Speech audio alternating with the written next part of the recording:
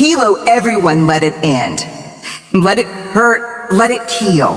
There comes a time in everyone's life when they have to make the hardest choice, to let it end. Letting go of something or someone you once held dear feels like tearing out a part of your own soul. But holding on to what no longer serves you, what only breaks you down, is far more damaging. You cannot rewrite a chapter that's already closed. You cannot breathe in a space that suffocates your spirit. Let it end. Endings are not failures. They are not signs of weakness. They are signs of wisdom, of knowing when something is over and choosing not to pretend otherwise. There is power in saying, this is where I stop. This is where I walk away. But don't lie to yourself. Let it hurt. You're allowed to break. You're allowed to cry. You're allowed to scream into the night and ask, why? You don't have to pretend to be strong every second of the day. Pretending only delays healing. Pain demands to be felt, and if you numb it, it will find a darker way to surface. Grieve, ache, collapse if you must. This is your pain. Own it. And don't rush the pain. We live in a world obsessed with quick fixes, fast recoveries, instant strength. But emotional wounds don't work that way. They bleed. They sting. They reopen when you least expect. You can't force your heart to heal on a schedule. You can't skip steps. You have to walk through it, slowly, painfully, honestly. But while you're there, in that broken space, learn from the wound. Ask yourself, what did this pain teach you? What did it reveal about who you are, what you need, and what you'll never settle for again? Don't walk out of the fire empty-handed. Take the wisdom. Take the growth. Let the scar be your reminder, not your prison. And when the time comes, let it heal. Let your smile come back. Let your heart open again. Don't hold on to the bitterness. Don't keep replaying what was done to you. Healing is not forgetting. It's remembering without rage, without fear, without weakness. It's building something beautiful from what once broke you. You don't need an apology to find peace. You don't need closure from them to close the door yourself. Forgive, not for their sake, but for yours. Let it be your quiet rebellion, the moment you choose light over darkness. Forgiveness is freedom. It doesn't mean what they did was right. It means they no longer have power over you. And then finally, let it go. Not because it never mattered, but because you matter more. Let it go because your future is calling. Let it go because your peace deserves more room than your pain. Let it go because dragging that weight is holding back the person you are becoming. This is not the end of your story. It's the beginning of a stronger, wiser, freer chapter. The truth is, you can love and still let go. You can remember and still move on. You can hurt and still heal. So today, make the brave choice. Let it end. Let it hurt. Let it heal. Let it go. There is a moment in every journey when silence speaks louder than words, and staying becomes more painful than leaving. That moment is where endings begin. But the truth is, letting something end is one of the most terrifying decisions we ever face. Not because we're unsure of its necessity, but because of what it means for our identity, our comfort, and our imagined future. Letting it end means confronting the death of a dream. It means acknowledging that what you once gave your heart to no longer fits the rhythm of your life. That can be a relationship, a friendship, a job, a version of yourself, anything that once made sense but now only creates confusion, pain, or stagnation. It's easy to stay in something simply because it's familiar. People stay in unfulfilling situations because the thought of change feels like a storm, loud, chaotic, unpredictable. But what they don't realize is that sometimes the storm is the path. Sometimes the disruption is the healing. Sometimes the ending is the beginning wearing a disguise. The truth is, endings take courage. They demand more strength than staying. Because when you choose to end something, you are choosing to walk into the unknown. You're choosing to lose something or someone that may have once been your anchor. And you're choosing to believe that there is more for you beyond what you currently see. That's terrifying, because endings don't just change your life.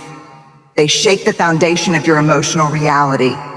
They leave echoes in your chest and empty spaces in your routine. You wake up and something is missing. You walk through the day and something feels hollow. It's not just about walking away. It's about redefining who you are without that thing you once held on to so tightly. But here's the unspoken truth. Holding on to something that's already dead doesn't make you loyal. It makes you stuck. You can't resuscitate a connection that no longer breathes. You can't keep watering what refuses to grow. You have to recognize when your spirit is being suffocated by the very thing you thought gave it life. Letting it end doesn't mean you didn't care. It doesn't mean it wasn't real. It means you've come to understand that not everything that starts is meant to last forever. Some things come into our lives to teach us, to challenge us, to grow us, and then they must leave. And when you hold on too long, what was once a blessing turns into a burden. That's the cost of refusing to let go. You start to shrink to fit a story that no longer reflects who you are. You start losing the fire in your soul just to keep the peace with something that's already fallen apart. And eventually the pain of staying outweighs the fear of ending. Letting it end is not an act of weakness. It's an act of self-respect. It's saying, I deserve more than this. I deserve peace. I deserve growth. I deserve to not constantly question my worth just to keep something alive. And so, while the world may not understand why you're choosing to walk away, your heart will. Because deep down, you already know when something is over. You already know when the chapter is finished. You already know when the door has quietly closed. You're just afraid to admit it. But the longer you pretend, the louder the pain becomes. So one day you either let it end or it ends you. Pain is not your enemy. Denial is. There's this unspoken pressure in the world today to be okay far too quickly. People rush to cover wounds with fake smiles, bury heartbreak under distractions, and paint over scars with hollow positivity.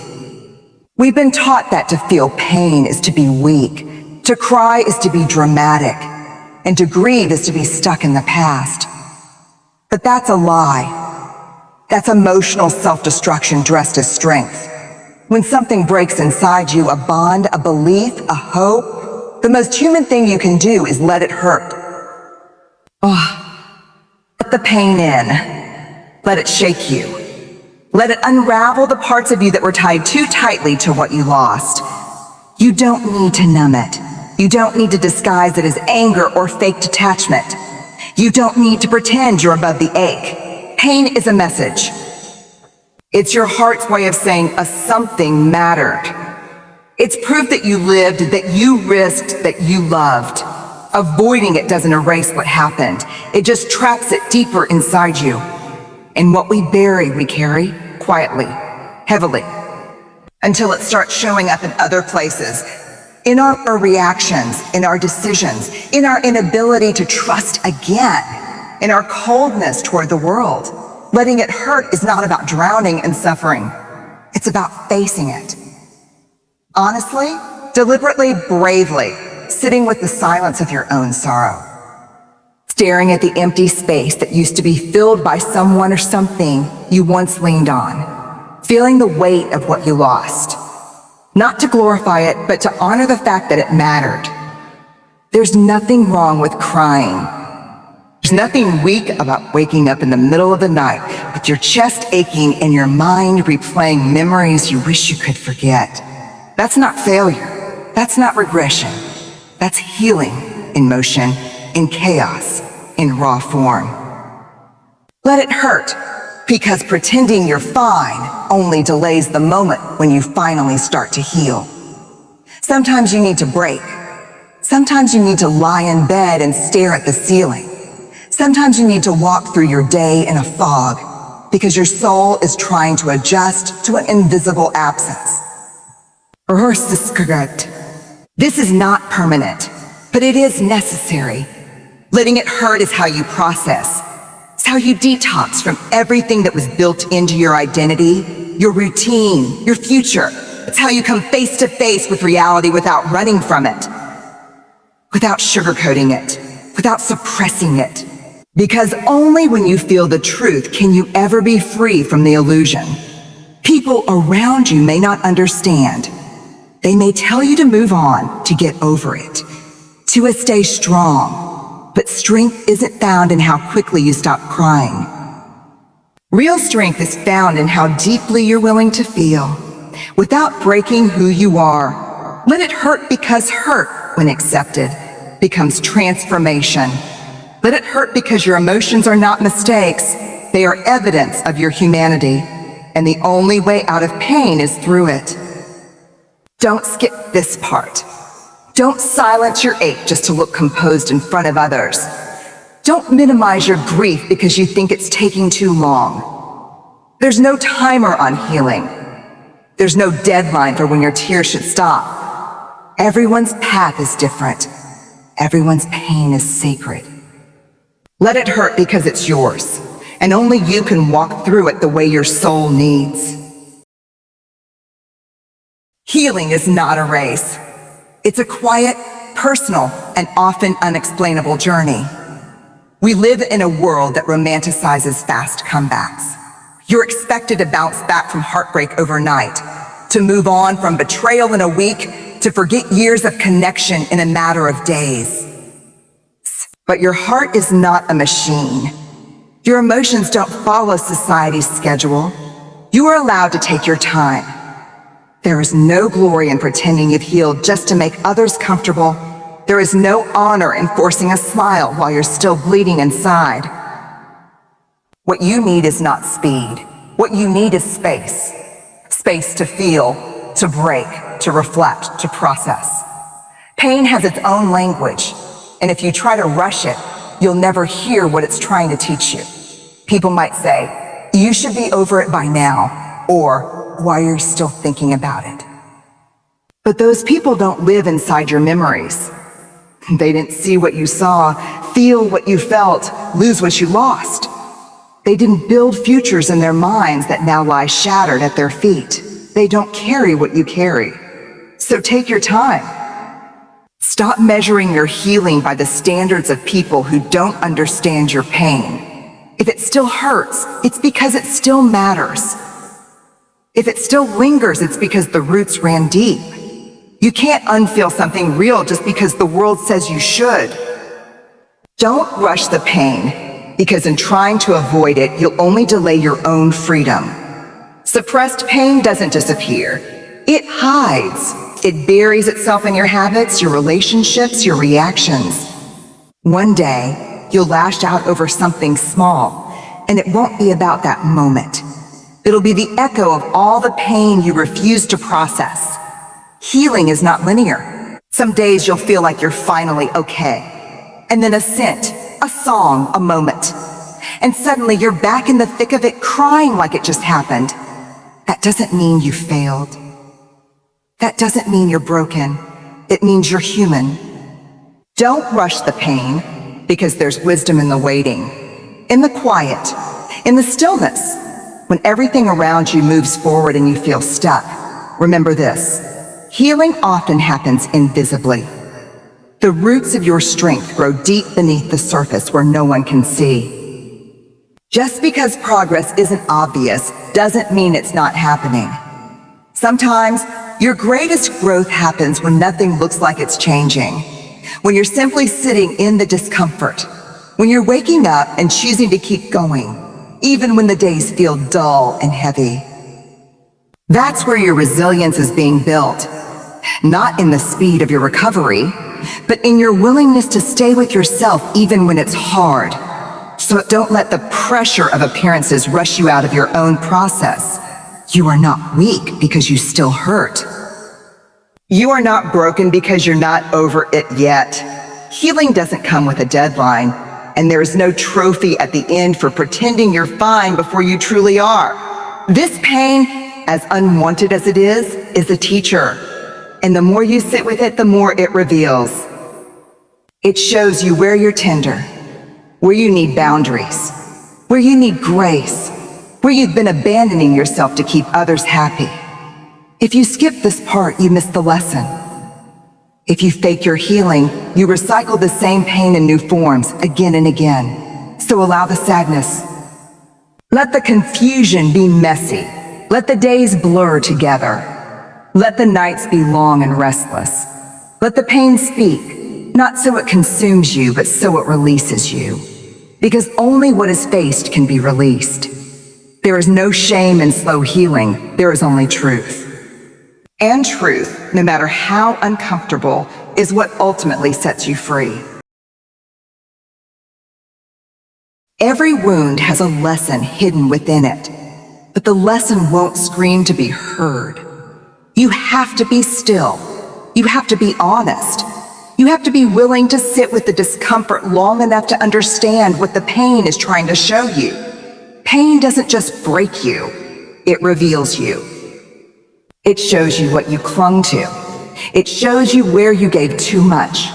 It shows you the places you silenced yourself just to keep the peace, the moments you ignored your instincts, the compromises you made in the name of love, loyalty, or hope. Pain holds a mirror up to your soul and says, look, see yourself. See the patterns. See what you tolerated that you never should have. See the red flags you tried to paint white. The wound isn't just about what was done to you, it's about what you learned from it. Sometimes pain comes to shake you out of who you were pretending to be. Sometimes it strips away everything superficial, so you can finally see what's real. It humbles you. It slows you down. It clears your vision. The wound, though cruel in the moment, often becomes the sharpest kind of wisdom, a truth that cuts through all the noise. But learning from the wound doesn't mean blaming yourself. It doesn't mean justifying someone else's cruelty. It means asking yourself the deeper questions. What was I avoiding? Why did I stay? What was I afraid of losing? And what did I lose anyway? What did this teach me about trust, about silence, about self-worth? When you learn from the wound, you stop reliving the pain, and you start reclaiming your power. You start seeing that this wasn't just about heartbreak or betrayal. It was about your journey, about your growth, about the kind of person you want to be, and the kind of life you no longer want to settle for. The wound becomes a marker, a turning point between who you were and who you are becoming.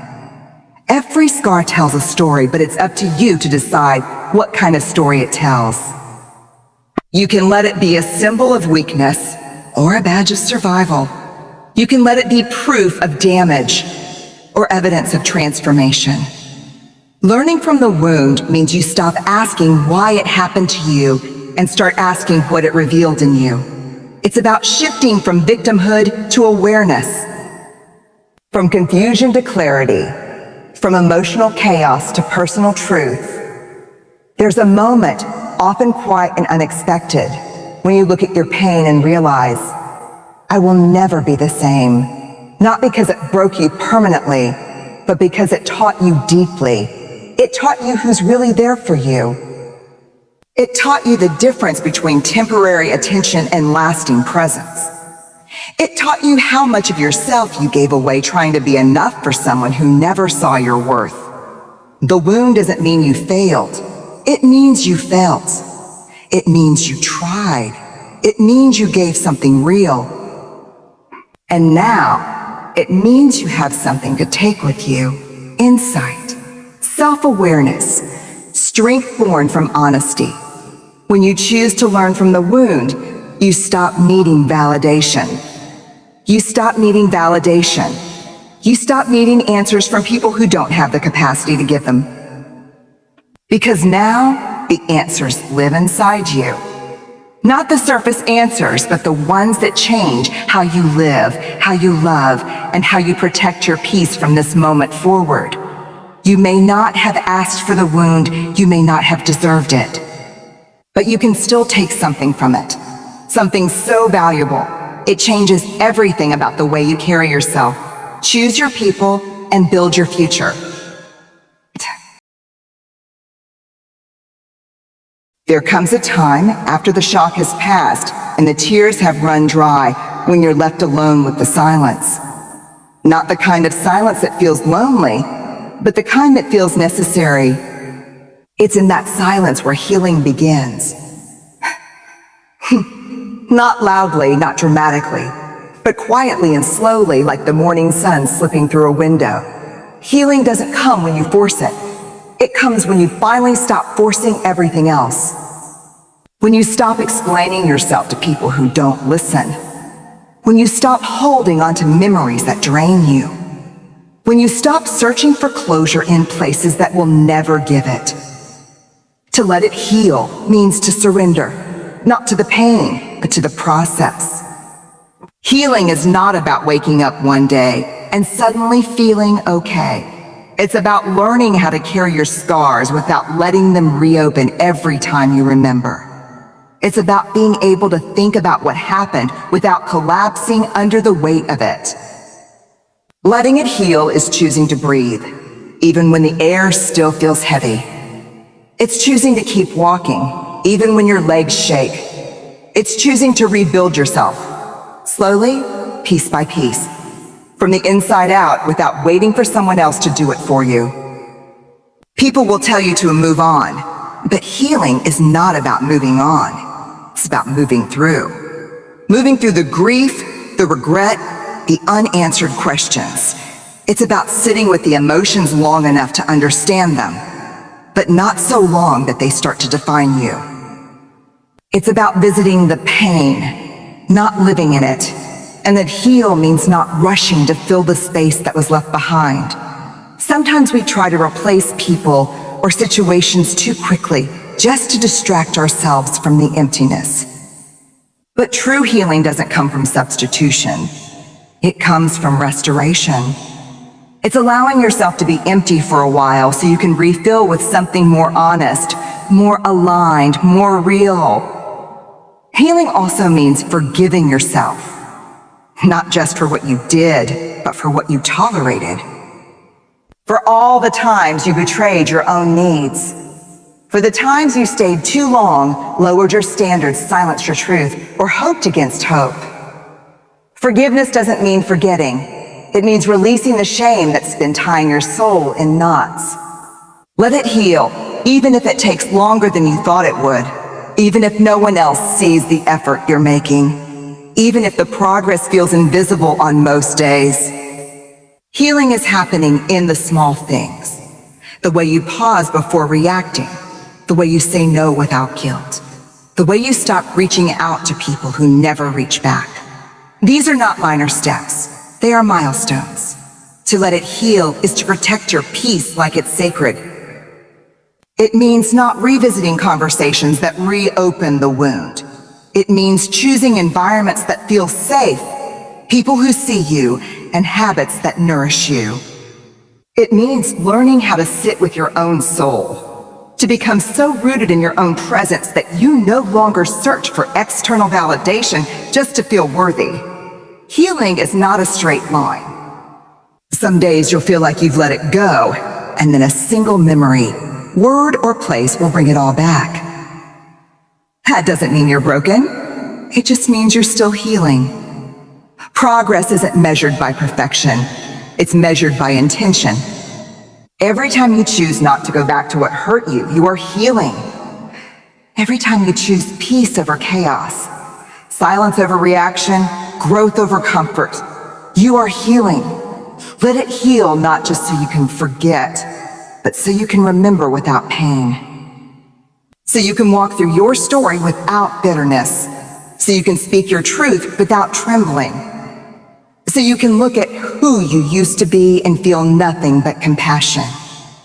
Letting it heal means giving yourself permission to be whole again. Not by pretending it didn't happen, but by knowing you're strong enough to grow from it.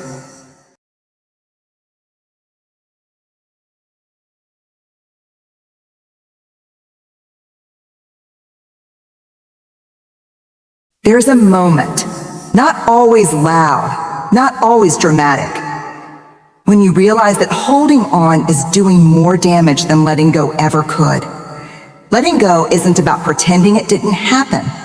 It's not about erasing the past or acting like it didn't matter. It's about choosing not to carry the weight anymore. It's about unclenching your fists, releasing the grip, and saying, this no longer belongs with me. Because the truth is, we don't just hold on to people. We hold on to the versions of ourselves that existed when they were in our lives. We hold on to the memories, the conversations we never got to have, the closure we never received. We hold on to the hope that maybe they'll understand, maybe they'll change, maybe they'll come back. But hope can become a trap when it's tied to things that no longer feed your soul. To let it go is not weakness, it's power. It's the quiet, powerful decision to stop leaking your energy into places that give you nothing in return. It's the moment you realize that healing can't happen in a loop. You can't keep reopening the wound and expect it to close. Letting go means you finally understood that your peace is worth more than your pride. Your future is worth more than your fantasy. And your self-respect is worth more than any apology that never came. But letting go is hard. Not because you're weak, but because you're loyal. Because you loved deeply. Because you cared genuinely. Because what you held was real to you, even if it wasn't treated with care. And sometimes we confuse letting go with giving up. But there's a big difference. Giving up is rooted in defeat. Letting go is rooted in wisdom. It takes strength to stay, but sometimes it takes even more strength to walk away from something that once made your world feel full. Even if it leaves an empty space behind, even if you miss it every day for a while, even if you don't know what comes next. Letting go is often the doorway to what you actually need. You let go because you've tried. Because you've stayed longer than you should have. Because you've explained yourself more times than anyone should ever have to. Because you've broken yourself into pieces trying to keep something whole. Because you finally see that healing and holding on are rarely friends. Letting go is choosing yourself, not in a selfish way, but in a sacred way. You stop chasing closure from someone who had every chance to give it and didn't. You stop playing conversations in your head on repeat, trying to rewrite what can't be changed. You stop begging the past to become something different. Letting go doesn't mean forgetting. It means forgiving, not always them, but yourself. For the times you didn't know better, for the ways you overextended, for the silence you accepted, for the pain you absorbed because you thought that's what love or loyalty looked like. To let go is to break the mental chains that tie you to a version of reality that no longer serves you. You can honor the memory, but you don't have to relive it. You can carry the lessons, but you don't have to carry the sorrow. You can respect what it was, while releasing what it can no longer be. There comes a point in your healing when you must stop revisiting the pain, not because you've forgotten it, but because you're finally ready to remember who you were before it. To reclaim your power is not to erase what happened. It's to stop letting it define you. It's choosing to no longer be the person who was broken, betrayed, abandoned, or underestimated, and starting to become the person who rose anyway. Pain can leave you feeling small, like your voice doesn't matter, like your worth is negotiable. Like your needs are too much, or your love is too intense. Trauma makes you shrink, not physically, but emotionally. You walk quieter, love smaller, doubt yourself more, apologize for existing. You become cautious with your joy, suspicious of good things, scared to trust your own decisions. But reclaiming your power means interrupting that pattern. It means standing in front of a mirror, broken pieces and all, and saying, I'm not waiting for anyone to fix me. I'm not waiting for an apology to move forward. I'm not waiting for someone else to give me permission to be whole again. You start by taking ownership. Not blame, ownership. You acknowledge where you lost yourself, where you abandoned your intuition, where you gave too many second chances, where you said yes to things that drained you. You stop looking outward for justice and start looking inward for alignment. To reclaim your power is to rebuild boundaries, not to keep love out, but to protect the love within you. You realize that not everyone who comes into your life deserves full access, that your time, your energy, your spirit, these are sacred things. And from this point forward, they are not to be offered carelessly. Reclaiming your power also means speaking up. You don't shrink your truth to be liked. You don't silence your needs just to maintain peace. You don't hide your opinions out of fear that you'll lose someone, because you've already learned that losing yourself is the highest cost. It means reintroducing yourself to yourself, learning what brings you joy outside of others' validation, finding your voice without fear, loving your own company without apology. It means becoming your own home, safe, grounded, and whole. Power doesn't always roar. Sometimes it's quiet. Sometimes it's saying a no and not explaining why. Sometimes it's walking away without making a scene. Sometimes it's choosing rest over hustle, peace over drama, solitude over shallow connection. And part of reclaiming your power is letting your past refine you, not define you. You're not what they did to you. You're not the mistake you made. You're not the person you had to be to survive.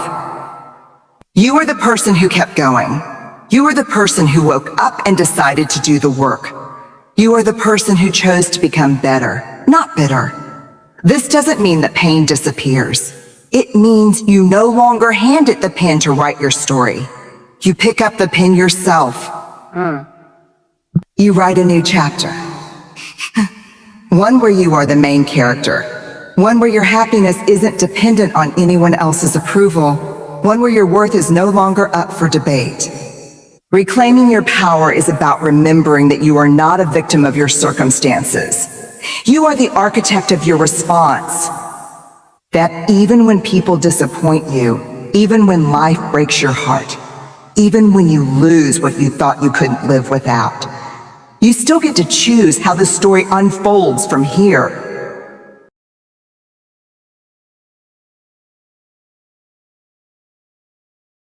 There is a turning point in every healing journey where you stop obsessing over what happened and start asking, what happens next? That moment, that subtle shift in perspective, is the beginning of your transformation. It's when the past loses its grip, when the old narrative starts to fade, and something inside you whispers, you're allowed to write something new now. To create a new story is to step out of survival mode and into authorship. It's to realize that while you couldn't control the plot twists of your past, the pen is now in your hands. You're not stuck in a chapter that wounded you. You're standing on the blank page of a brand new chapter, one defined not by pain, but by intention. Creating a new story doesn't mean denying what happened. It means refusing to let that pain be the only thing people know about you, or the only thing you know about yourself. Yes, you were hurt. Yes, you were disappointed. Yes, you were shattered. But now, you're building something from those pieces. Not because you're pretending to be okay, but because you're choosing not to live inside a version of your life that was never meant to be your ending. Your new story begins with truth, your truth. What you want, what you value, what kind of peace you're no longer willing to sacrifice. It starts with asking, who am I when I'm not trying to be enough for someone else? What brings me joy when I'm not chasing approval? What life do I want to live that reflects who I've become, not who I used to be? This new story isn't about pretending the past didn't shape you. It's about making sure it doesn't confine you. You carry the wisdom of your experiences, but now they're no longer anchors. They're tools. They're fuel. They're evidence that you've survived things that tried to silence you, break you, erase you. And yet here you are, ready to create, not just continue. Creating a new story also means rebuilding your inner world. The way you talk to yourself, the way you respond to fear, the way you stop self-abandoning just to be accepted. It means rewriting your internal dialogue, shifting from "I'll never be enough" to "I am already whole." From "I have to prove my worth is not up for negotiation." You stop casting yourself as the background character in someone else's story. You stop waiting for rescue.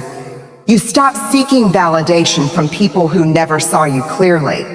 Instead, you rise into your own light. One choice, one boundary, one breath at a time. Your new story doesn't need to look like anyone else's. It doesn't need to be flashy or perfect. It just needs to be yours, authored by your courage, defined by your clarity, rooted in your truth. Maybe your new story is softer. Maybe it's quieter. Maybe it's filled with boundaries, solitude, peace, creativity, new dreams, or old passions reignited. Maybe it's not what anyone expected of you, but maybe that's exactly why it's right. This is the story where you stop repeating cycles and start creating something conscious. Where you stop trying to be who you were and instead begin evolving into who you were meant to be. Before the fear, before the betrayal, before the self-doubt crept in and told you that you couldn't. You're not broken. You're becoming. You're not too late. You're just beginning. The pain may have written the early chapters, but the story doesn't end there. So if you are standing at the edge of something that once felt like everything, I want you to remember this. You are allowed to close the chapter, even if you loved the story. You are allowed to walk away, even if you once begged to stay. You are allowed to start again, even if you're still healing. Let it end. Let it hurt. Let it heal. Let it go. Not because you are weak, but because you are finally choosing yourself. Because your peace is sacred, because your future is calling. And because no matter how heavy the past has been, you are still here, breathing, surviving, becoming. You owe no one your pain, but you owe yourself your freedom. So today, not tomorrow, not someday, but today, reclaim your story, and remind the world that broken things don't stay broken. They rise, and so will you.